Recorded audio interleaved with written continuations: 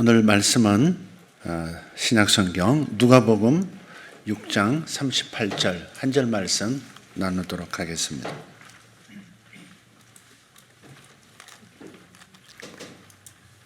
주라 그리하면 너희에게 줄 것이니 곧 후히되어 누르고 흔들어 넘치도록 하여 너희에게 안겨주리라.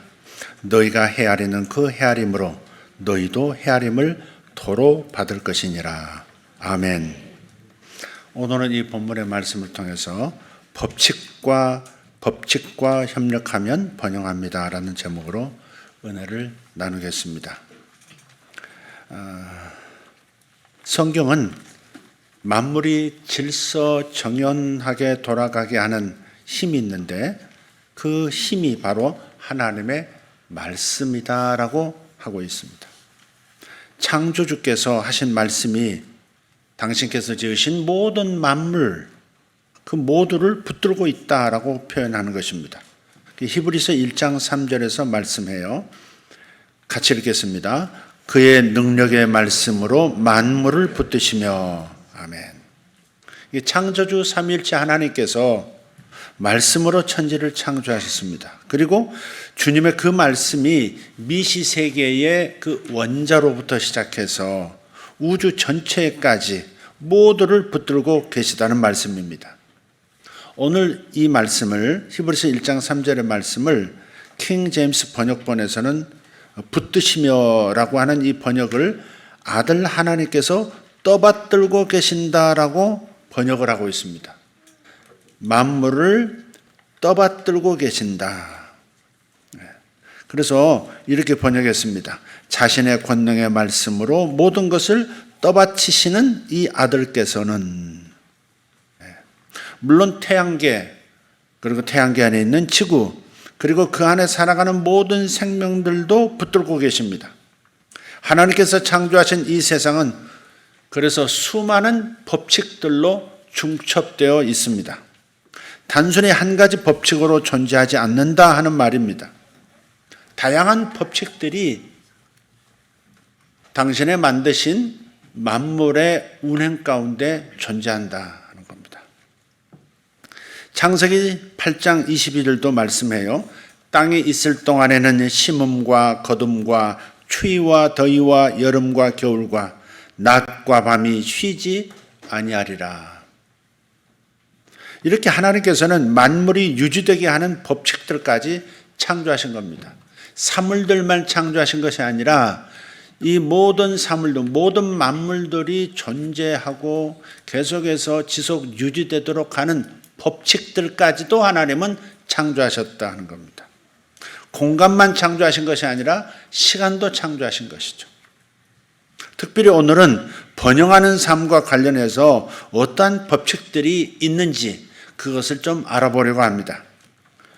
우리는 번영하기를 원합니다. 예수 믿는 사람이든 믿지 않는 사람이든 특히 예수 믿는 분들은 하나님 안에서 하나님의 축복하심으로 번영하기를 원합니다. 반복을 계속하는 것은 아멘을 요구하는 겁니다. 우리는 번영하기를 원합니다. 그런데 번영은 저절로 혹은 무작위로 나타나지 않습니다. 아인슈타인 박사가 그런 얘기를 했죠. 신은 주사의 놀이를 하지 않는다. 무작위로 나타나는 것이 아니라 반드시 그 질서를 유지하게 하는 법칙이 있다는 것이죠. 번영을 주시는 하나님의 말씀의 법칙을 따라서 모든 것이 이루어집니다. 번영이라고 하는 것도 하나님의 말씀이 붙들고 계실 때 가능한 것이죠. 따라서 우리는 법칙에 협력해야 합니다. 법칙에 협력할 때 번영이 옵니다. 번영의 법칙이 있는데 번영의 법칙에 협력하지 않으면서 번영만 기다리고 있다는 것은 어리석은 태도가 될 겁니다. 그래서 몇 가지 중요한 법칙을 찾아볼 텐데요. 우선 우리의 번영에 대한 하나님의 뜻을 먼저 알아야 됩니다. 사람은 원하는데 만물을 붙드시고 인생을 붙드시는 하나님께서 만약에 원치 않으신다면 어떻게 우리가 번영할 수 있겠습니까? 그래서 이 번영한다고 하는 것이 내가 번영하는 것이 하나님의 계획 속에 있느냐 하는 것입니다. 이것을 알아야겠죠. 고린도후서 8장 9절에서 선명하게 말씀합니다. 같이 읽겠습니다. 우리 주 예수 그리스도의 은혜를 너희가 알거니와 부요하신 이로써 너희를 위하여 가난하게 되심은 그의 가난함으로 말미암아 너희를 부요하게 하려 하심이라. 아멘. 하나님께서는 당신의 아들이신 예수님을 통해서 가장 명백한 최종본의 말씀을 온 세상에 선포하셨습니다.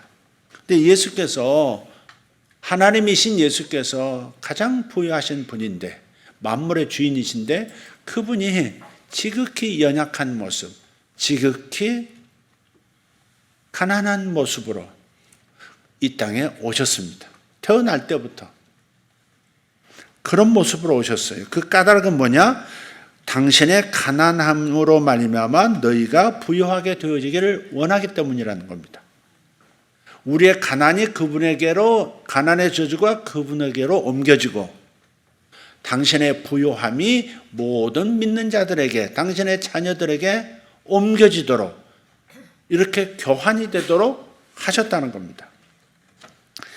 예수님께서는 자연적인 영역 그리고 영적인 영역, 이 양자의 영역 모두를 가지신 부자이십니다. 아멘 합시다. 먼저는 생명의 부자이십니다. 생명의 부자, 넘치는 생명을 가지신 분, 그래서 모든 생명의 근원이 되시고 그분을 영접하는 자들에게 영생하는 생명까지도 부어주시는 분이십니다.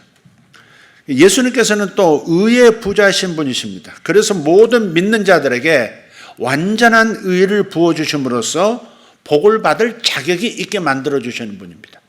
하나님께로부터 온전한 사랑과 은혜와 복을 받을 수 있도록 우리에게 하나님 앞에서 당당하게 담대하게 구할 수 있는 의로움으로 채워주신 것입니다. 그래서 예수님은 의의 부자이신 분이십니다. 또한 예수님께서는 지식과 지혜에서도 부자이신 분입니다. 그래서 모든 믿는 사람들마다 솔로몬과 같은 총명으로 가득 차게 하실 수 있는 분이신 줄 믿습니다. 우주 안에 있는 모든 힘의 주인, 모든 권세를 가지신 분, 그래서 모든 만물을 다스리는 힘과 권세로 우리를 무장시켜 주시는 분이십니다. 천만 천사를 거느리시고 언제든지 우리를 섬기고 돕도록 하늘에서 준비시키시고 보내시는 분, 그분이 바로 우리 예수님이십니다. 아멘 하십시다. 그리고 모든 물질의 주인이 되시는 분입니다. 물질의 부자이십니다. 그래서 당신의 자녀들까지 우주적 금수저로 평생을, 아니 영생을 살아가게 하실 수 있는 분이 바로 우리 주 예수 그리스도이십니다. 그런데 이런 좋은 계획이 우리를 위해서 준비되었지만 그분은 또한 말씀의 법칙으로 만물을 붙들고 계시기 때문에 우리가 그분이 세우신 법칙에 협력하는 법을 알지 못하면 받지 못할 수도 있다 하는 겁니다. 오늘 이 부분을 살피는 까닭이 여기에 있는 것입니다. 따라서 우리는 성경을 통해서 말씀의 법칙을 부지런히 배워야 합니다.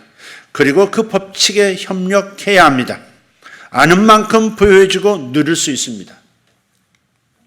세상 사람들이 많은 아는 만큼 누릴 수 있다, 벌 수 있다, 이 개념을 훨씬 초월한 근본을 얘기하고 있습니다.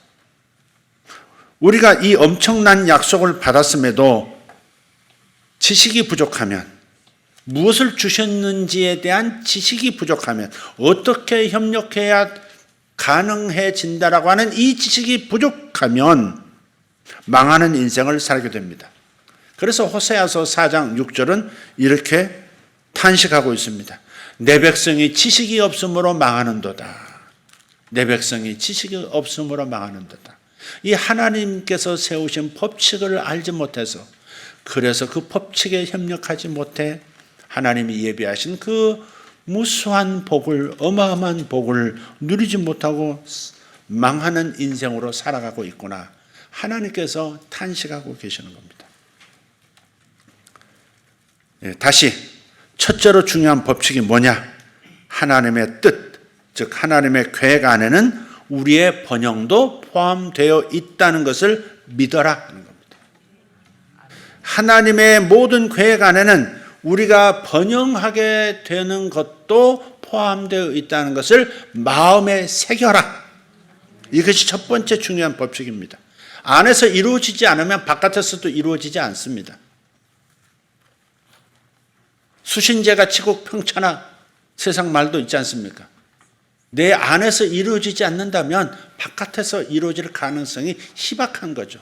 그러니까 먼저 내 안에 분명히 이것이 새겨져 있어야 합니다. 우리의 번영은 하나님의 뜻이다. 그런 말씀하시는, 오늘 본문에서 말씀하시는 거예요. 너희를 부요하게 하려 하심이라. 아멘. 너희를 부요하게 하려 하심이라. 그래서 우리는 담대하게 기도할 수 있는 겁니다. 들어와도 복을 받고 나가도 복을 받고 이렇게 선포할 수 있는 거예요. 아멘. 건강이 하나님의 뜻임을 모르는 사람은 병고침을 받을 수 없습니다. 구하지 않기 때문에. 구원이 하나님의 계획임을 알지 못하면, 믿지 못하면 그 사람은 주님을 만날 수도 없고 영접할 수도 없습니다.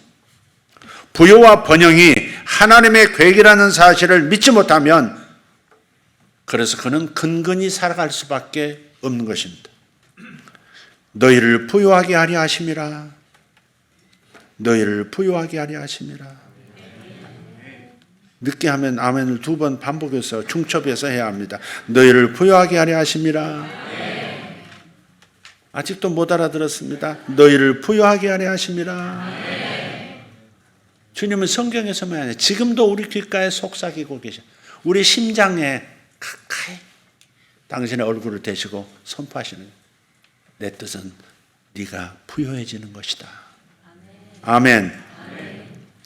이것이 먼저 믿어져야 되는 거예요. 마음에 새겨지고 믿어져요. 두 번째 중요한 법칙은 심은 대로 거둔다는 것을 알라입니다. 심은 대로 거두는 것을 알라. 창세기 8장 22절 다시 말씀합니다. 땅에 있을 동안에는 심음과 거둠이 쉬지 아니하리라. 거둠만 쉬지 아니하리라 말씀하지 않습니다. 심고 거둠이 쉬지 아니하리라. 심음이 있고 거둠이 있다 하는 말씀이죠. 이게 자연적인 영역과 영적인 영역, 양자 모두에서 심고 거두는 법칙이 작동되고 있습니다. 그것은 쉬지 않고 역사하는 법칙입니다. 부유하기 원하시죠? 말씀을 귀 기울여 들으셔야 돼요. 집중해서 정말 들으십시오. 이거 굉장히 부담되는 메시지거든요. 굉장히 저 개인적으로는 부담됩니다. 왜냐하면 이 돈에 관한 말씀을, 재정에 관한 말씀을 할 때는 자신도 모르게 민감해지거든요. 또 믿음이 있는 분들은 긍정적으로 믿음으로 받아들이지만 믿음이 없거나 약한 분들은 뭐지? 하면서 듣게 되어 있습니다. 그래서 이 주제를 다루는 것은 저 긍정적인 메시지를 함에도 불구하고 긴장이 되는 부분이에요. 그러니까 잘 들으세요. 잘 들으세요. 두 번째 중요한 법칙이 뭐라고요? 심은 대로 거둔다는 것을 알아야 한다입니다. 그런데 많은 신자들이 이런 성경적인 원칙의 중요성을 깨닫지도 못하고 이해하지도 못하고 있는데 특별히 재정적인 분야에서 그렇습니다.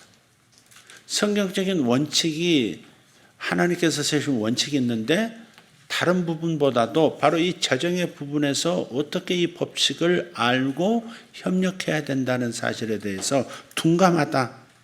마음에서 어떨 때는 밀어내고 있다 하는 겁니다. 예수님께서 누군가를 크게 꾸짖으시는 비유가 성경에 나와요. 마태복음 25장 26절인데요. 이렇게 말하는 겁니다. 악하고 게으른 종아, 나는 심지 않은 데서 거두고 해치지 않은 데서 모으는 줄로 네가 알았느냐? 무슨 말이에요? 그렇지 않다는 거야. 너 나 오해한 거야. 심지도 않았는데 거둔다고? 오해한 거야. 뿌리지도 않은 데서 내가 모으는 줄 알아? 아니야.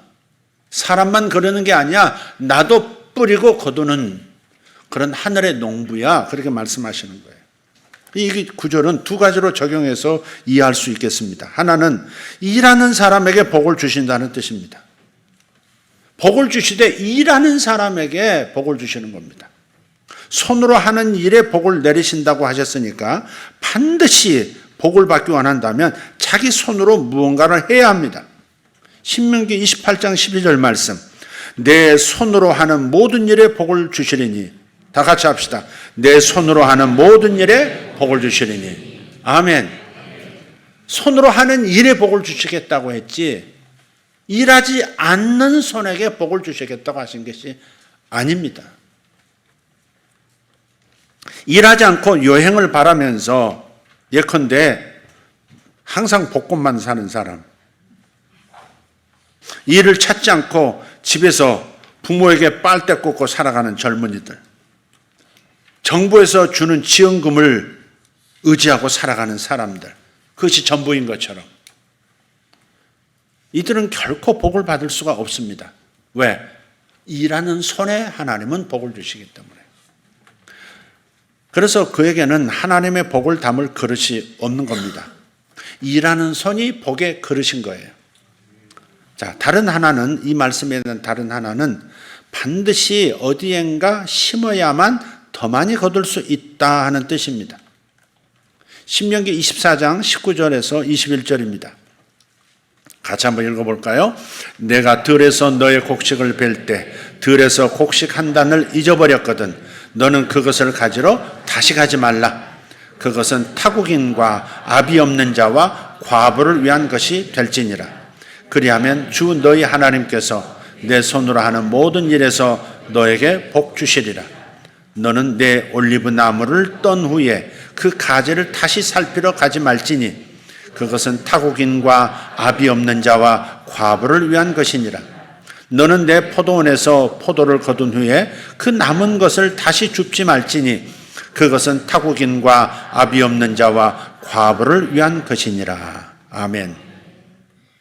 돈을 어디에 심어야 하는가에 대한 구체적인 말씀입니다.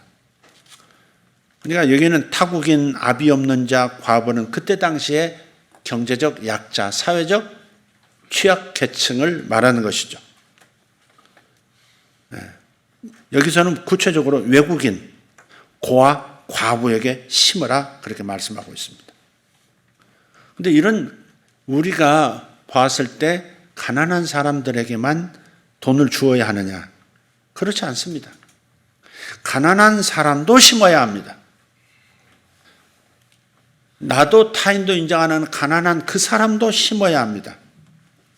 가난하다면 더욱 심어야 합니다. 가난하면서 심는 데 집중하지 않고 쓰는 데 더 집중한다면 그 인생은 희망이 없습니다. 주님께서는 구약에 나오는 그 과부처럼 심음과 축복을 거두는 사람이 될 것을 명령하세요. 선지자 엘리야를 통해서 굶어 죽기 직전에 과부에게 말씀하셨습니다. 먼저 심어라. 먼저 심어라. 그 극한 가난 속에 있는 여인에게 마지막 한 끼 식사하고 이제 죽을 각오로 마지막 최후의 만찬을 준비하고 있는 그 여인에게 먼저 심어라. 먼저 들여라. 이렇게 말하고 있다는 것. 어찌 보면 잔혹해 보입니다. 하지만 심어야 할 때 먹는 사람들이 있다는 사실을 생각하면 이 말씀을 가지고 도전하지 않을 수가 없습니다. 사르밧 과부는 먼저 심었고 그리고 그 땅에 기근, 오늘 말로 말하면 경제 공황이 있었음에도 불구하고 그 과부의 기름병은 계속해서 기름을 쏟아냈고 곡식 가루통에서는 계속해서 그녀에게 곡식 가루를 제공해 주었습니다. 계속해서 재정이 넘쳐남을 주신 것이에요. 이건 초자연적인 현상이죠. 초자연적인 현상이 그 가정에 일어난 겁니다. 이렇게 우리가 하나님께 신실하게 순종하고 씨앗을 뿌릴 때 재정 분야에서 매우 빈번하게 우리를 위한 초자연적 현상들이 일어날 것입니다. 이처럼 내가 씨앗을 뿌리지 않는다면 자연적으로나 영적으로나 수확을 거둘 수 없습니다. 비상한 헌신은 비상한 축복을 받습니다. 그래서 우리 교회적으로도 올해는 더 비상한 구제로 곳곳에 심었습니다. 해년마다 수천만 원의 돈을 정기적으로 나누긴 했지만 올해는 1월부터 4월 말까지 정기적으로 보내는 헌금 외에 1억 5,500만 원을 더 흘려 보냈습니다. 교회가 이런 결정을 내린 것이 제가 생각해도 기특해가지고 자꾸 얘기하게 됩니다. 잘했어. 그건 너무 잘한 거야. 비상한 희생은 비상한 축복을 가져오는 겁니다. 여러분이 드린 헌금이 그렇게도 쓰여질 때 그런 차원의 축복도 우리 교회 여러분에게 올 줄 믿습니다.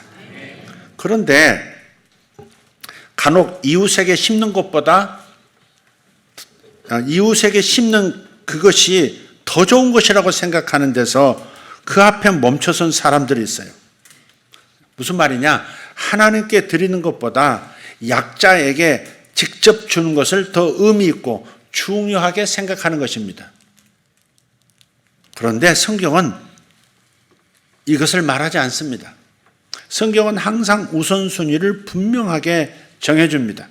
이것도 일종의 법칙이죠. 우선순위의 법칙입니다.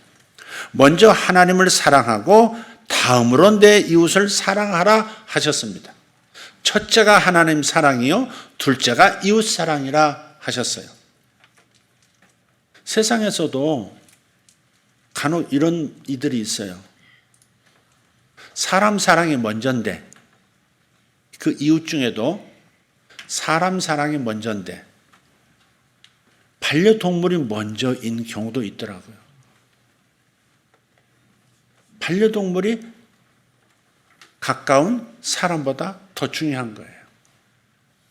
그건 아닙니다. 순서가 아니다. 순서가 아니다. 하나님이 정하신 우선순위의 법칙에서 벗어났다는 겁니다. 그래서 신약에서도요, 하나님께 헌금을 드리는 것을 자세히 알려줍니다. 그러니까 하나님 사랑이 첫째요, 그 다음 이웃 사랑이기 때문에 하나님께 어떻게 헌금을 드려야 되는 것이냐, 어떻게 헌금을 드리는 것이 너희에게 복이 되느냐를 사도 바울을 통해서 세세하게 알려주셨어요. 고린도후서 9장 5절 7절입니다. 같이 읽겠습니다. 그러므로 나는 그 형제들에게 권하여 그들이 너희에게 먼저 가서 너희가 전에 알려준 너희의 연보를 미리 준비하도록 하는 것이 필요하다고 생각하였노라. 이렇게 준비하는 것이 연보 같고 억지로 한 것 같지 아니하니라. 그러나 내가 이것을 말하노니 적게 심는 자는 적게 거두고 넉넉하게 심는 자는 넉넉하게 거둔다는 것이라. 각 사람은 미리 마음속에 정한 대로 할 것이요 인색함으로나 억지로는 하지 말아야 하리니 이는 하나님께서는 기쁨으로 드리는 자를 사랑하심이니라. 아멘. 사도 바울은 고린도 교회 성도들을 향해서 연보, 즉 헌금을 드리는 태도와 원칙들을 가르쳐주고 있습니다. 헌금은 하나님께 직접 드리는 것이죠. 그래서 하나님께 드리는 이 헌금은 항상 미리 준비해야 된다입니다. 듣고 계시나요? 항상 미리 준비해야 한다. 이게 헌금 드리는 원칙입니다. 닥쳐서 드리는 게 아니다.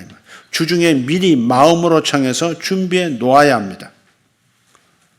급하게 닥쳐서 하는 헌금은 억지로 한 것 같은 무게 있는 헌금이 되지 못한다 하는 겁니다.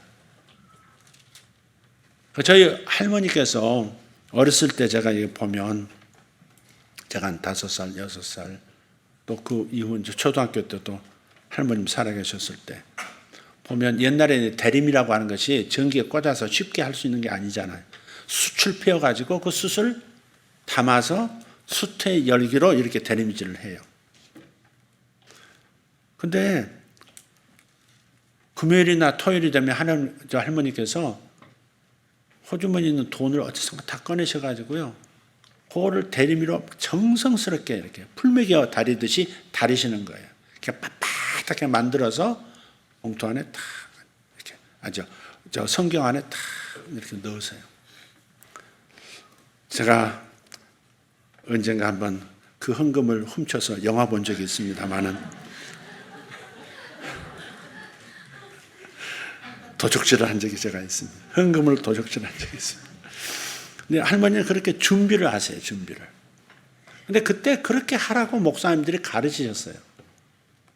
오늘날은 온라인으로 하니까 온라인에 뭐 대리민질 할 건 없지만 직접 또 뭐 하시지만 어쨌든 간에 그렇게 미리 준비하는 헌금이라야 진정한 헌금이 된다. 마음을 담은, 정성을 담은 그런 헌금이 되는 것이다 하는 겁니다. 어떤 부모는 자신은 하나님께 이 헌금을 많이 드리면서 기쁨을 누려요. 근데 부모 자신들만 누리기도 합니다. 가끔 예배당 앞에서 부모와 자녀들이 동시에 엘리베이터에서 내려요. 그래서 학생부로 자녀는 가고 본당으로 아버지 어머니는 각각 찢어질 때 그제서야 호주머니에 넣어서 헌금하라고 돈을 이렇게 줘요. 여기 1,000원, 1,000원? 근데 애들도 그렇게 생각할 수 있지 않겠어요? 내 하루 용돈보다 적은 것을 드리라고? 여기에 우리 반성해야 될 대목이 있죠. 그렇기 때문에 자녀들도 자신이 정하도록 주중에 미리 준비시켜야 합니다. 어릴 때는 그것도 가르쳐 줘야죠. 얼마나 드릴 거냐?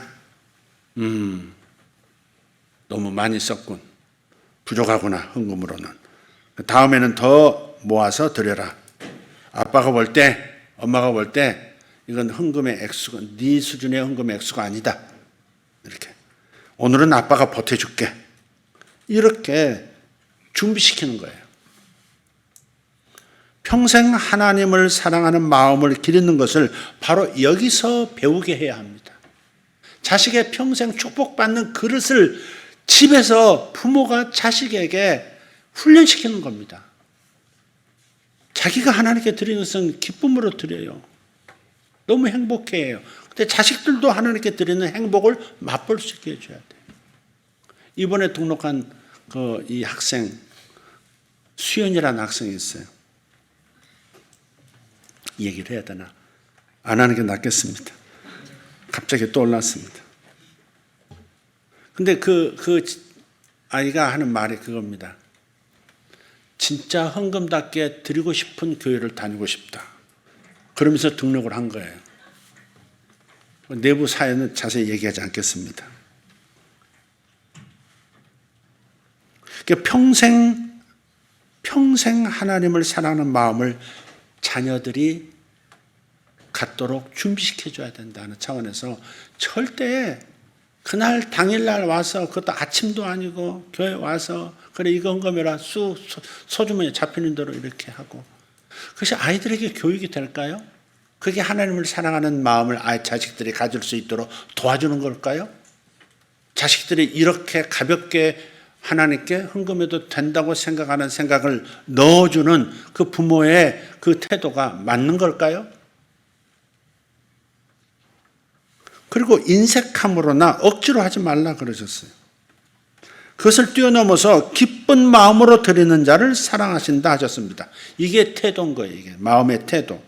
인색함으로나 억지로 하지 말라는 거예요. 근데 인색함은 누구나 있어요. 근데 그걸 깨면서 가야 되거든요. 마음의 이 좁은 그릇을 찢어가면서 그 헌금의 효과가 그런 거거든요. 돈은 움켜쥐게 돼 있고 돈이 세상을 움직일 수 있고 내 인생을 복되게 행복하게 만들 수 있다고 하는 확신을 주는 가장 강력한 물질이기 때문에 이것은 반드시 인색함이라는 살얼음이 끼게 되어 있습니다. 그럴 때 그걸 깨고 그 축복의 물이 흐르도록 만들어야 하는 것이죠. 지금 제가 여러분에게 헌금 많이 하시기 바란다. 이게 목적이 아니라는 거 여러분 아시죠? 여러분이 정말 하나님의 초자연적 복을 받는 사람들이 되시는 것을 보고 싶은 마음이 정말 진심으로 간절합니다. 답답할 때가 있어요. 왜 이분이 복을 못 받는가? 왜 이분에게 복이 지금 나타나야 하는데 왜 여기 정체되어 있는가? 왜 후퇴하고 있는가? 이게 무슨 일인가 도대체? 뭐 그런 괴로움이 제게 있어요. 액수에 많고 적음일 수도 있지만 이 적게 심는 자는 적게 거두고 넉넉하게 심는 자는 넉넉하게 거둔다, 이 말씀이 액수가 많고 적다는 것을 말씀할 수도 있지만 그것보다는 미리 준비해서 기쁜 마음으로 드리되 억지로나 인색함으로 하지 않는 것, 이것이 많이 심는 것이 된다 하시는 말씀인 거예요. 다시 한번 고린도서 9장 5절 7절을 보았으면 좋겠어요. 그러나 내가 이것을 말하노니 적게 심는 자는 적게 거두고 넉넉하게 심는 자는 넉넉하게 거둔다는 것이라. 그게 뭐예요? 그 앞에 뒤에 있는 거예요. 연보를 미리 준비하고 억지로 한 것 같이 되지 않게 해야 하고 인색함으로 하지 않고 기쁨으로 드리는 것. 이게 무게가 다르다는 거. 하나님 앞에서의 무게가 다르다. 많이 심는 자는 인색함 없이 기쁨으로 드리는 것이고 미리 준비하는 헌금이 바로 넉넉하게 드리는 것이고 적게 심는 것은 인색함으로 미리 준비하지 않고 급하게 이렇게 졸속으로 드리는 것, 이게 적게 심는 자라 이렇게 말씀하시는 겁니다. 그래서 누가복음 6장 38절에서도 말씀하십니다. 같이 읽겠습니다. 주라, 그리하면 너희에게 줄 것이니 곧 후유되어 누르고 흔들어 넘치도록 하여 너희에게 안겨주리라. 너희가 헤아리는 그 헤아림으로 너희도 헤아림을 도로받을 것이니라. 네. 헤아린다는 말은 인색함으로 반응을 하면, 이렇게 계산하고 인색함으로 하게 되면 하나님 쪽에서 내가 길을 이렇게 하냐면 오는 쪽도 길이 그 길을 따라온다. 내가 갈지자로 하나님 앞을 가면 축복 오는 것도 갈지자로 올 듯 안 올 듯 올 듯 안 올 듯 이렇게 올 수 있습니다. 자기가 길을 만드는 것이에요. 그 말씀입니다. 자, 그리고 세 번째 중요한 법칙은 좀 더 깊이 들어갑니다. 세 번째 중요한 법칙은 반드시 11조와 절기헌금을 드려라입니다. 교회에는 많은 목적 헌금들이 있어요. 선교라는 목적으로 드리는 헌금, 통일을 기원하는 그런 기도의 헌금, 건축 헌금, 무슨 감사 헌금, 구제 헌금 다 많지만 이것은 이 각각의 이 목적 헌금들은 자신의 개인 의도, 자신의 개인 바람이 개입되어 있어요. 자신의 개인 의도가 개입되지 않은 순수한 헌금, 자신이 사용처에 대해서 이렇게 저렇게라는 목적을 달지 않은 순수한 헌금은 바로 11조와 절기 헌금에 있는 겁니다. 그리고 이 11조와 절기 헌금이 모든 헌금의 기본입니다. 11조에 관한 구절을 한번 읽고 가겠습니다. 여러분 잘 아시는 구절이에요. 말라기서 3장 8절에서 11절입니다. 이 말씀 읽는데 부담스러우면 이제 힘든 메시지입니다. 읽어보세요.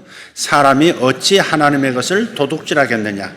그러나 너희는 나의 것을 도둑질하고도 말하기를 우리가 어떻게 주의 것을 도둑질하였나이까 하는도다. 이는 곧 11조와 봉헌물이라. 너희 곧 온 나라가 나의 것을 도둑질하였으므로 너희가 저주를 받았느니라. 만군의 여호와가 일어나라. 너희의 온전한 11조를 창고에 들여 나의 집에 양식이 있게 하고 그것으로 나를 시험하여 내가 하늘 문을 열고 너희에게 복을 쌓을 곳이 없도록 붙지 아니하나 보라. 만군의 여호와가 일어나라. 내가 너희를 위하여 메뚜기를 금하여 너희 토지 소산을 먹어 없애지 못하게 하며 너희 밭에 포도나무 열매가 기한 전에 떨어지지 않게 하리니 너희 땅이 아름다워짐으로 모든 이방인들이 너희를 복되다 하리라. 만군의 여호와의 말이니라. 아멘. 여기서 11조는 8절의 11조는 하나님의 것이라 했습니다. 수입의 10분의 1을 11조라 하죠. 어떤 분은 헌금을 이렇게 봉투에 쓸 때 숫자 11을 쓰고 11조 이렇게 쓰더라고요. 11조. 자기 월급 전부에다가 10분의 1을 더 보태서 11조인가? 네, 11조라면 10분의 1이란 뜻이죠. 쓸모없는 얘기했습니다. 그렇게 함으로써 모든 재물은 하나님으로부터 오는 것이라는 믿음을 굳게 세우는 겁니다. 복은 하나님께로부터 오는 것이다. 11조를 드림으로써 하나님의 것을 하나님께 드림으로써 내 삶에 부어주시는 모든 축복들은 하나님 아버지께서 주시는 것이다 라는 믿음을 저 잠재의식까지 깊이 세우는 거예요. 근데 이런 분들이 있어요. 목사님, 저는 수입이 너무 적어서요, 부끄러워서 못 드리겠어요. 헌금을 넣어서 누구 11조입니다. 이게 하질 못하겠다는 분이 계세요. 근데 그럴수록 하셔야 합니다. 아까 가난해도 심어야 한다 그랬죠? 가난하다면 더욱 심어야 한다 그랬죠? 심어야 거두는 거니까. 그러니까 그럴수록 어려울수록 하셔야 합니다. 지금은 부끄러움이 될 수도 있어요. 누군가가 그걸 계수하는 자가 볼 테니까. 그걸 생각하면 부끄러울 수도 있어요. 그래도 하셔야 합니다. 단돈 1,000원부터라도 11조가 1,000원부터라도 시작하셔야 되는 거예요. 정직하게 얘기하면 그 솔직히 심지 않은 결과가 지금의 삶의 모습이 아닐까요? 난 역으로 묻고 싶어요. 너무 부끄러워서 못 드리겠어요. 그것은 당신이 심는 그것을 놔버렸기 때문에 지금 그 삶을 살고 있는 거 아닌가 되돌아볼 필요가 있다. 많은 분들이 사실상 그렇습니다. 그리고 10절에서 온전한 11조라 말씀하셨어요. 무슨 말이에요? 온전한 11조란 말은 정확하게 드려야 한다. 빵 한 입 베어 먹고 드세요 해서는 안 된다. 그런 거죠. 11조를 부담 가지 않는 선에서 적당히 내가 정해서 드리겠다. 이건 정말 잘못된 태도입니다. 정말 미지근한 태도인 거죠. 뜨거운 것도 아니고 차가운 것도 아니고 미지근한 물처럼 입에 대기 어려운 게 없어요. 그러니까 내가 부담 가지, 무리가 되지 않는, 내가 생각하는 부담 가지 않는 선에서 나는 요만큼 할 거야. 그건 흉내내기죠, 흉내내기. 그래서 11조는 이무대로 할 수 있는 것이 아닙니다. 법대로 해야 합니다. 법대로, 법칙대로 해야 합니다. 법 그러면 너무 딱딱하니까 법칙이 맞습니다. 어떤 사람은 번역은 구약시대 율법에 해당하는 것입니다. 그렇게 말하는 분이 있어요. 어떤 사람은, 어떤 유튜브는 11조 하는 사람은 지옥 간다. 율법이라는 거죠. 또 11조를 받는 목사도 지옥 간다. 그런 썸네일을 단 유튜브 영상도 있습니다. 반드시 한번 꼭 보시기를 바랍니다. 기어이 보시기를 바랍니다. 그럼 미친 거 아닙니까?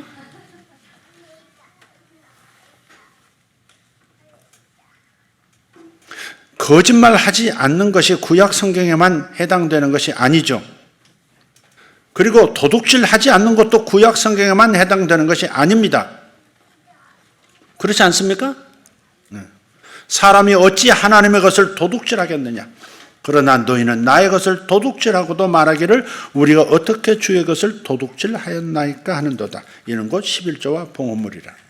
그러니까 11조는 율법이 오기 전에, 모세가 율법을 선포하기 전에 벌써 400년 전, 450년 전 아브라함을 통해서도 이미 시작이 되었습니다. 믿음의 조상 아브라함. 그러니까 율법이 율법 안에 있지만 율법에 속하는 법이 아닙니다. 그건. 그걸 이해하셔야 합니다. 저는 목사로서 아까 말씀드렸듯이 성도들의 재정의 복에 관한 관심이 매우 높은 편입니다. 그래서 오해 없이 들으시면 좋겠습니다. 저는 성도들의 헌금 생활을 재정부에 부탁해서 들여다보고 있습니다. 항상 들여다봅니다. 이 사실을 알고 어떤 다단계 사업을 하시는 부부가 교회를 나간 적도 있습니다. 아니 어떻게 목사님이 재정을 들여다볼 수 있느냐, 성도의 재정을 들여다보느냐, 어디서 그런 걸 배웠을까? 그리고서는 거품 물고 떠났습니다. 그런데 사실 그분들의 헌금이 너무 하나님 앞에서 위선이었거든요. 그럼에도 저는 항상 확인합니다. 심는 생활이 복받는 생활에서 매우 중요한 부분을 차지한다는 것을 알기 때문입니다. 저희 부부는 우리 아들들이 어떤 수준의 헌금을 드리고 있는지를 하나하나 확인하고 조언합니다. 떨어져 사니까 하나는 직장 생활하고 하나는 뭐 학생이지만 그래도 들여다봐요.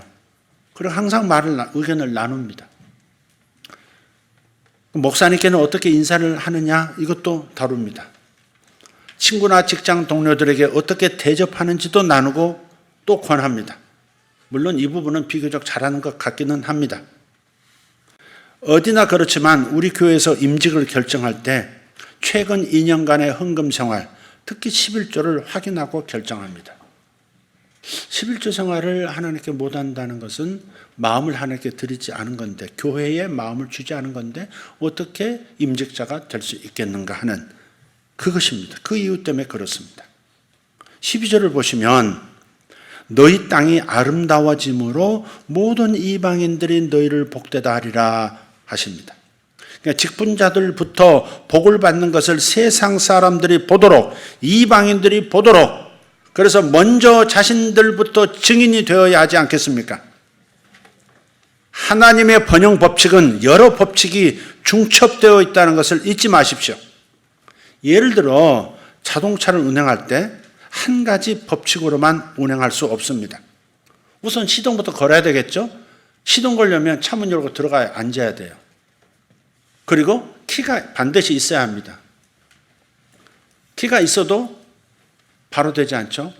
시동 걸 때 반드시 브레이크를 밟고 그 다음에 시동 버튼을 눌러야 합니다.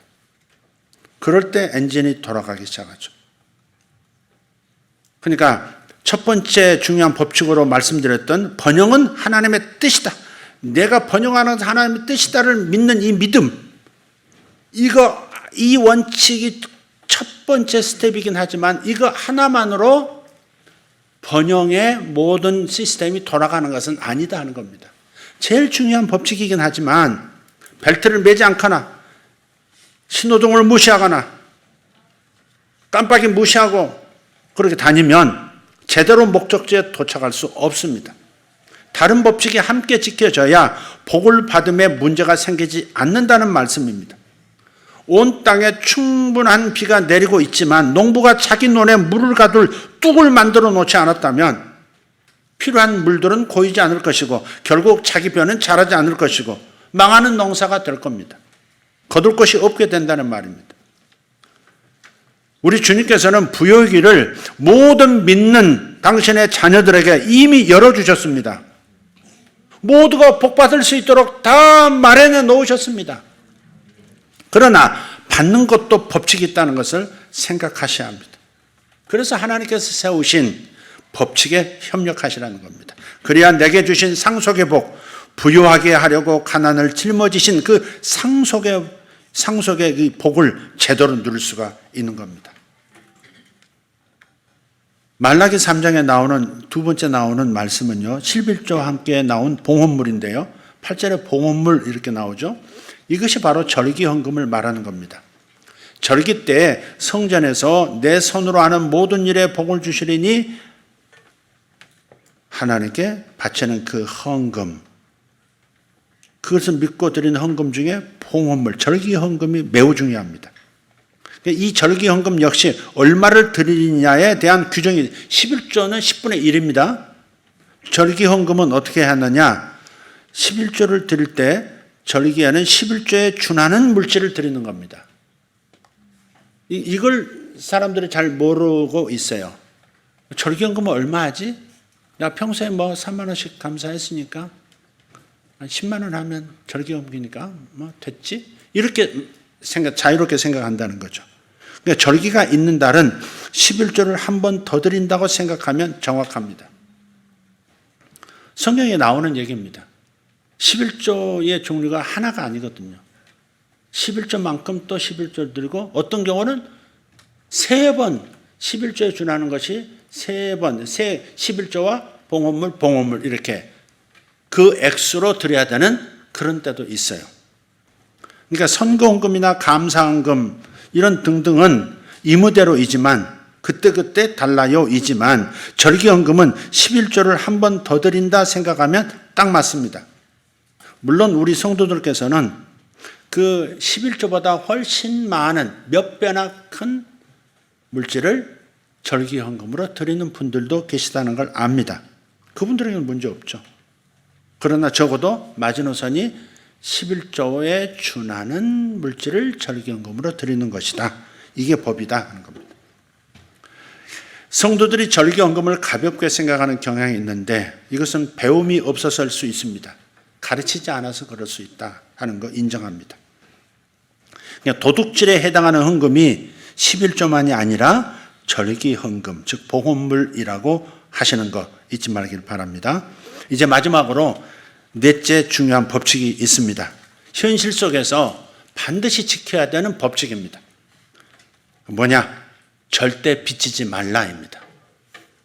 절대 빚지지 말라. 시작. 성경에는 빚을 지는 것에 대한 엄중한 말씀이 있어요. 만물을 말씀으로 붙들고 계시기 때문에 빚을 지지 말라고 하셨는데 빚을 지기 시작하잖아요. 그러면 심각한 문제가 생기기 시작하는 거예요. 하나님 붙들어 주시는 그것이 어긋나기 시작하는 거예요. 왜 빚을 져서는 안 되는가를 하나님 말씀하세요.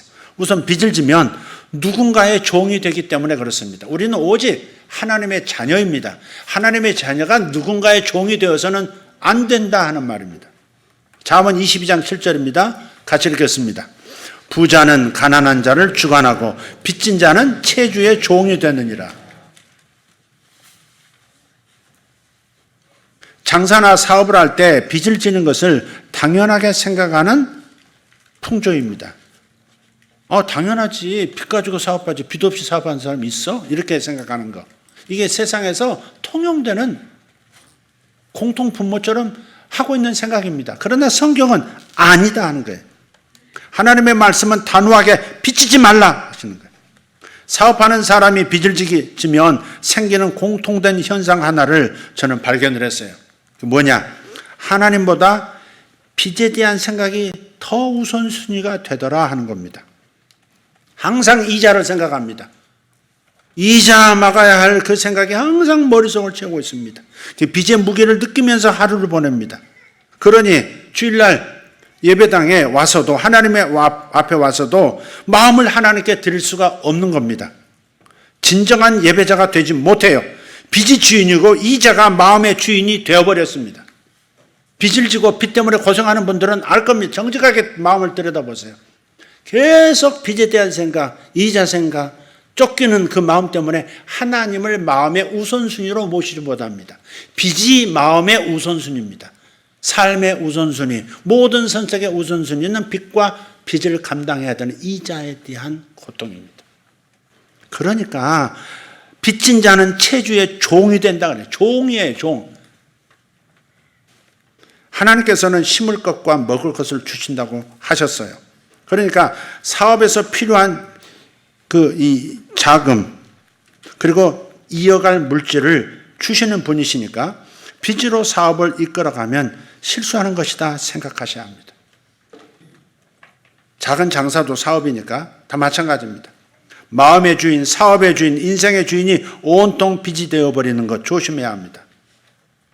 저도 지금 목사로서 부끄러운 부분이 하나 있는데 저도 빚을 진 경우에 해당합니다. 지금 생각하면 하나님의 말씀을 순종하지 않은 거예요. 그래서 실수가 된 겁니다. 교회를 이곳으로 이전할 때 은행에서 빚을 졌습니다. 얻었어요. 수양관을 건축할 때도 빚을 얻었어요. 이제라면 다시는 그렇게 하지 않을 겁니다. 그때는 정말 몰랐어요, 제가. 몰랐어요. 하나님께서는 제가 빚지는 것을 원하지 않으시기 때문에 돈을 주실 때까지 기도하고 기다렸다면 틀림없이 충분한 돈을 주셨을 겁니다. 그런데 빚을 져도 큰 문제 아니다. 빚을 져도 갚으면 되지 않느냐. 빚 없이 시작하는 게 뭐가 있느냐. 이런 생각으로 성전을 얻을 때도 그런 선택을 한 겁니다. 쉬운 길을 선택한 거예요. 근데 사실 그것이 쉬운 길이 아니라는 겁니다. 은행이라는 주인이 생겼습니다. 저는 성도들에게 건축헌금합시다. 이렇게 말하는 것이 그냥 싫습니다. 그래서도 빚을 선택한 겁니다. 하지만 다시는 또 다른 체주를 만들지는 않을 겁니다. 저도 부족한 부분이 여기 있습니다. 또 내가 직접 빚을 지지는 않았지만 그에 준하는 결과를 겪는 경우가 있습니다. 잠언 22장 26절에 있습니다. 읽겠습니다. 너는 사람과 더불어 손을 잡지 말며 남의 빚에 보증을 서지 말라. 아멘. 앞부분은 악수도 하지 말라 그 말이 아닙니다. 손잡지 말라는 말은 그런 빚지는 일에 동참하지 말라는 겁니다. 남의 빚에 보증 서지 말라. 결국 보증 서다가 같이 빚에 시달리는 경우가 많습니다. 당사자가 배째라 하면 결국 보증자가 감당하게 되는 거예요. 그러다 보면 사람이 원망이 되고 결국 사람도 잃게 됩니다. 그래서 빚은 오직 사랑의 빚만 지도록 해라 하시는 거예요. 로마서 13장 8절에 피차 사랑의 빚 외에는 아무에게든지 아무 빚도 지지 말라. 분명히 말씀해요. 아무에게든지 은행이 됐든 개인이 됐든 사채업자가 됐든 누구에게든 아무 빚도 지지 말라는 겁니다. 서로 사랑하는, 사랑을 받으면 빚진 마음이 되죠. 이거 외에는 빚지지 말라는 거예요.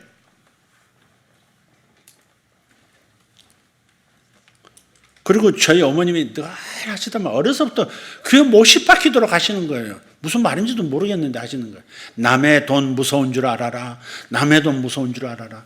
친구한테 만약에 이따 집에 가서 이렇게 5원만 빌려줘. 그런 것들 어머니가 발견하면 남의 돈 무서운 줄 알아라. 근데 지금 살면 살수록 그렇지. 남의 돈은 빚이잖아요. 빚 무서운 줄 알고. 그 다음에 빚을 졌으면 반드시 빨리 갚으라는 거예요. 저희 여동생 이순희 권사 아시지 않습니까? 그 남편이 사업한다고 돈을 가족들에게 이렇게 좀 끌어다 썼었죠. 이것저것. 은행빚도 있었겠죠. 근데 잘 되진 않았어요. 그래서 빚이 많았습니다. 근데 이순희 권사가 제 동생이긴 하지만 정말 그 부분은 참 존경스러운 부분이에요. 그 어렵게 살면서도 돈이 모아지면 바로 빚부터 갚는 거예요. 먼저 갚아야 할 사람들에게 갚고. 그래서 지금은 빚을 다 갚았어요. 그리고 점점 늘려가는 상황이에요. 그러니까 남의 돈 무서워하지 말라 그 말을 우리 동생은 실천하고 있더라고요. 제가 실천을 못하고. 주님이 축복해 주실 것이라는 여러분의 믿음을 하나님께서 무시하는 것이 아닙니다. 축복이 오지 않은 게 아니에요. 오는 축복을 나타나지 못하게 당신이 맡고 있는 것이다 하는 것을 잊지 말아야 한다는 겁니다. 제가 오래전에 그때는 교회 승합차밖에 없어서 그 승합차를 운전할 때입니다. 주유소에서 기름을 넣고 출발하려고 하는데 시동이 안 걸리는 거예요. 좀 빵빵하게 만땅 됐어요 했는데 이게 안 걸리는 거예요. 근데 한참 그때 이 뉴스에서 기름에 물을 섞어서 판다는 그런 사건이 보도가 되던 때라 즉각적으로 이제 의심부터 들었습니다. 이게 물 넣은 기름 아니야? 하고서 조업원을 불렀어요. 근데 알고 보니까 제가 실수한 거예요. 멍 때리다가 경유주유기 대신에 휘발유 주유기를 잡은 거예요. 승합차는 휘발유 넣으면 안 되잖아요. 근데 경유보다 더 비싼 휘발유니까 더 잘 나갈 거야. 틀려도 너무 틀렸습니다. 안 움직입니다. 사업에 들어가는 자금도 마찬가지입니다. 사업에는 하나님께서 주신 돈, 내가 모은 돈으로 사업을 시작해야 합니다.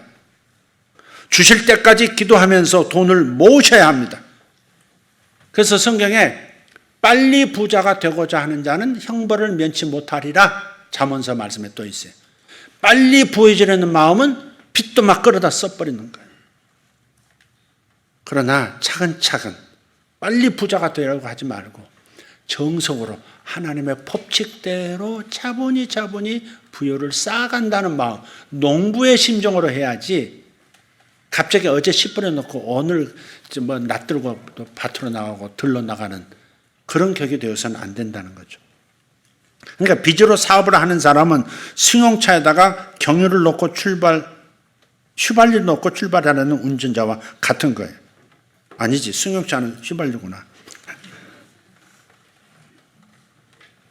아니, 내가 뭐지? 내가 뭘 말하는 거야? 맞다. 승용차에 경위를 놓고 출발하려고 하는 그런 운전자 맞아요. 하나님께서 어제 저에게 말씀을 하셨거든요. 신비하다 그런 생각 하지 마세요. 하나님 말씀을 하셨어요. 네, 아무개 고급 승용차에 경유 놓고 운행하는 운전자와 같구나. 그래서 이 비유를 듣는 겁니다. 그렇게 말씀을 주시더라니까 느닷없이 뭐 딴 거 하고 있는데 여러 사람이 고급 승용차에다가 휘발유 대신 경유를 놓고 운전할 수 있다고 생각하고 있구나. 그 빚에서 벗어나는 방법도 말씀의 법칙대로 하시면 속히 벗어날 수 있습니다. 뿌리고 심어야 하는 계절에 벌써 누리려고 하는 것, 그럼 법칙을 어긴 농부니까 누리려고 하지 말아야 됩니다. 가장 기본적인 것만 취하시고 나머지는 빚을 갚는데 바로 그렇게 작은 빚을 빚을 갚기 위해서 작은 돈밖에 못 모은 것 같지만 어느 사이에 보면 하나님의 축복으로 내가 이 빚을 줄이려고 하는 나의 손에 복을 주셔서 신속하게 빚에서 벗어나도록 만들어 주십니다. 지혜도 주시고 아이디어도 주시는 거예요. 태도를 바꾸라 하는 겁니다. 정리하겠습니다. 첫째 법칙, 번영은 하나님의 뜻이라는 것을 마음에 새겨라. 둘째 법칙, 심은 대로 거둔다는 것을 알아라. 셋째 법칙, 반드시 11조와 절기 헌금은 해야 한다. 네 번째 법칙, 빚을 지지 말라. 사업을 통해서 번영을 이루는 것은 주님의 계획 안에 있습니다. 예수님 덕분에 번영의 비는 이미 쏟아지고 있습니다. 그러나 축복의 비를 가리는 것들은 여러분 자신이 치우셔야 합니다. 다시 말해서 법칙을 어기지 말라 하는 말이에요. 항상 하나님과 이웃에게 심는 것을 우선하는 물질의 청지기가 되십시오. 그리고 빚지지 말고 사업하기로 결정하십시오. 이런 법칙들과 협력하는 당신은 반드시 번영할 것입니다. 기도하겠습니다.